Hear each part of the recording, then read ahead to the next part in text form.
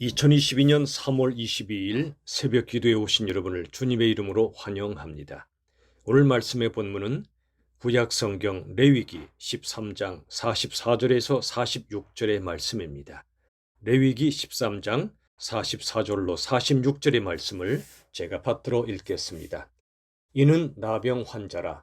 부정하니 제사장이 그를 확실히 부정하다고 할 것은 그 환부가 그 머리에 있음이니라. 나병 환자는 옷을 찢고 머리를 풀며 윗입술을 가리고 외치기를 부정하다 부정하다 할 것이요 병이 있는 날 동안은 늘 부정할 것이라. 그가 부정한즉 혼자 살되 진영 밖에서 살지니라. 아멘. 오늘은 나병에 대한 말씀을 우리에게 주십니다. 나병은 한센시병이라고도 합니다. 악성 피부병입니다. 그런데 나병의 특징이 있습니다. 그것은 고통이 사라진다는 것입니다. 불에 손을 넣어도 뜨거운 줄을 모르고, 그리고 심지어 마디가 끊어져도 아픔을 모릅니다. 그런데 이 고통이 사라진다는 것은 축복이 아니었습니다. 오히려 비극이었습니다. 여러분, 고통이 사라지면 좋을 것 같지만 실은 거룩을 상실하게 됩니다. 고통이 있을 때 우리들은 비로소 어떻게 살아야 할지를 깨닫고 하나님의 뜻을 알게 되는 것입니다. 우리 몸도 그렇습니다. 고통이 있기 때문에 우리들은 몸의 병을 깨닫고 그 병을 치유할 수 있습니다. 가장 무서운 병은 자각 증상이 없이 몸이 망가지는 병입니다. 오히려 고통은 우리의 몸을 돌보라는 사인입니다. 고통이 있을 때 우리들은 병을 우리가 제대로 대처할 수가 있게 되는 것입니다. 여러분, 나병이 오늘 한 사람에게 임했을 때 어떻게 하라고 말씀합니까? 45절에 보시면 나병 환자는 옷을 찢고 머리를 풀며 윗입술을 가리고 외치라고 말씀합니다. 옷을 찢는다는 것은 마음을 찢는 슬픔의 표현입니다. 윗입술을 가린다는 것도 애도의 표현입니다. 여러분, 이 모든 슬픔을 토로하는 과정, 내 삶에 고통이 찾아왔음을 고백하는 이 과정은 회복의 가장 중요한 통로입니다. 여러분, 46절에 보시면 병 있는 날 동안은 늘 부정할 것이라. 그가 부정한즉 혼자 살되 진영 밖에서 살라고 말씀합니다. 여기 진영은 공동체를 의미합니다. 진영 밖에서 살라는 것은 1차적으로 다른 사람에게 전염될 위험성을 차단하라는 뜻도 있지만 공동체와 잠시 분리됨으로 공동체 전체의 거룩을 지키고 그리고 나병 환자 역시 회복의 길을 주시는 것입니다. 여러분, 예수님께서는 진영 밖으로 나가셨다고 성경은 기록합니다. 모든 진영 밖에 나 환자들과 만나시고 그들과 함께 고통받기 위하여 진영 밖으로 나가셨습니다. 진영 밖, 영문 밖, 골고다 십자가에서 가장 외롭고 가장 두렵고 가장 고통스러운 죄인의 모습으로 죽으셨습니다. 진영 밖은 철저하게 저주받은 장소가 아니라 실은 예수님께서 찾아가시는 장소입니다. 예수님께서 이 모든 환자들을 만나주시고 그들의 고통에 참여하십니다. 그리고 그들을 회복시켜 주십니다. 그리고 때가 되면 다시 공동체 안으로 이끌어 주십니다. 그의 거룩과 공동체의 거룩을 지켜주시고 몸의 연약함과 모든 질병을 치유해 주셔서 그의 영혼과 삶 그리고 공동체를 동시에 회복시켜 가시는 것입니다. 여러분, 그렇습니다.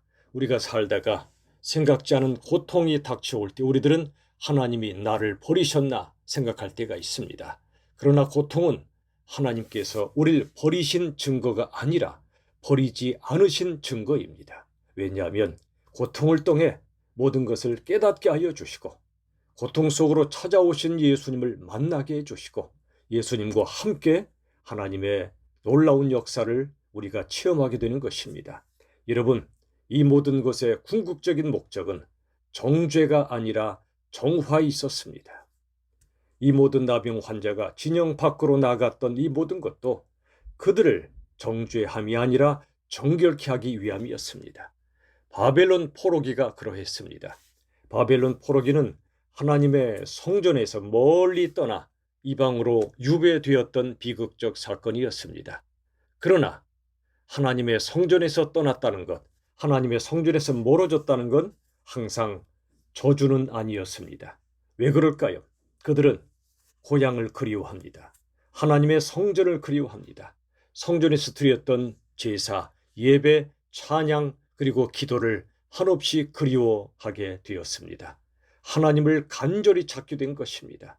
하나님을 향한 갈망을 회복하게 하셨던 것입니다.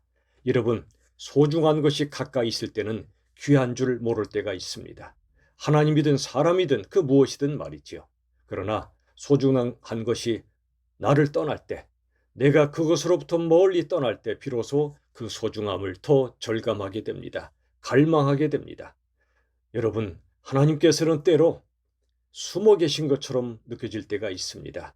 그러나 숨어 계실지언정 항상 함께하고 계십니다. 그리고 우리로 하여금 하나님을 향하여 갈망하게 만들어 주십니다. 신앙과 영성을 회복시켜 주십니다. 여러분, 오늘 이 나병 환자가 진영 밖에서 잠시 하나님의 성소로부터 멀어진 것처럼 보이지만 예수님은 진영 밖으로 찾아가셔서 그들 속에 진정한 회복을 이루어 주십니다. 바벨론 포로에서 회복되었던 하나님의 백성들도 그러했고 우리도 마찬가지입니다.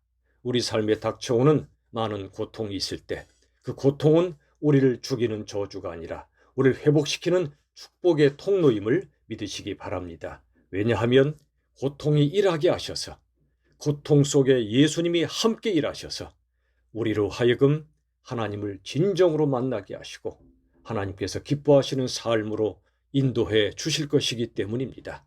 그러므로 고통 속에서 낙심하지 마십시오. 그 속에서 예수님을 만나십시오. 진정한 행복은 고통의 부재가 아니라 주님의 임재입니다. 주님과 함께 모든 고난의 현장에서 승리하시고 주님과 함께 영광을 누리시기를 예수님의 이름으로 축원합니다. 기도하겠습니다. 하나님 아버지 감사합니다. 우리 삶에 원치 않는 고난이 닥쳐오면 우리들은 낙심합니다. 절망하기도 합니다. 하나님이 왜 이러시나 그 뜻을 알지 못해 어쩔 줄 몰라 할 때도 있습니다. 그러나 하나님, 이 모든 고난의 과정이 오히려 우리를 살리시는 하나님의 손길임을 저희들은 믿습니다. 고통이 없었던 나병이 오히려 축복이 아니었던 것처럼 고통이 없음이 곧 행복이 아니며 오히려 고통을 통해 인생의 진정한 의미를 발견하고 참된 거룩을 회복하며 정죄가 아니라 정화의 역사를 이루시는 하나님의 손길임을 믿게 하여 주옵소서. 하나님으로부터 멀어져 있었다면 하나님을 다시 찾고 갈망하게 하여 주시옵소서. 이 코로나 어려운 때에도 격리와 거리두기의 시대를 지나며 오히려 하나님과의 영성을 더 깊이 회복하고 하나님과 영적 거리를 다시 좁히는 진정한 영적 회복의 시간이 되게 하여 주시옵소서. 예수님의 이름으로 간절히 기도하옵나이다. 아멘. 우리 주 예수님의 은혜와 하나님의 사랑과 성령 하나님의 역사하심이 영적인 나병 또는 영적인 고통 속에 사는 수많은 인생들에게 진정한 회복을 주시는 참으로 그 놀라운 역사를 의지하는 하나님의 백성들 머리머리 위에 영원까지 함께 하시기를 간절히 축원하옵나이다. 아멘.